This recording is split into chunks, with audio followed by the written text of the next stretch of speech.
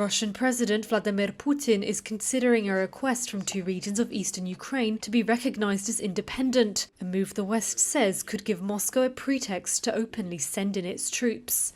The Luhansk and Donetsk regions broke away from Kyiv's control in 2014 and are now controlled by Russian-backed separatists. Ukraine and the West consider the rebels to be Russia's proxies.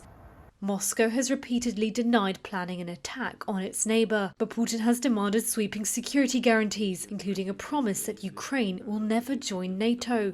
If Russia faces the danger of Ukraine joining NATO, the threat to our country will increase substantially. Because there is Article 5 of the Treaty for NATO establishment, from which follows that all NATO countries should fight as one if one of its members' sides is attacked. So since nobody recognises the Crimean and Sevastopol people's will, and Ukraine insists that it is their territory, the real threat appears to be to us. Putin added that Russia will not be annexing Luhansk and Donetsk and formally adding them to its own territory. Kyiv and the West fear that a border incident near eastern Ukraine could be used as a pretext for Moscow to attack its neighbour. Russia said on Monday its forces killed a group of 5 saboteurs who breached the country's southwest border from Ukraine.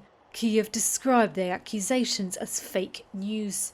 3 senior Western officials have said Russian military units are now poised to make a large-scale invasion. Speaking on the condition of anonymity, the officials said they did not know whether Putin had yet given the order.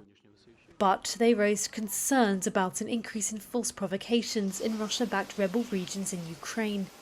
The United States says Russia has now amassed a force of up to 190,000 troops in the region, including pro-Russian rebels in eastern Ukraine.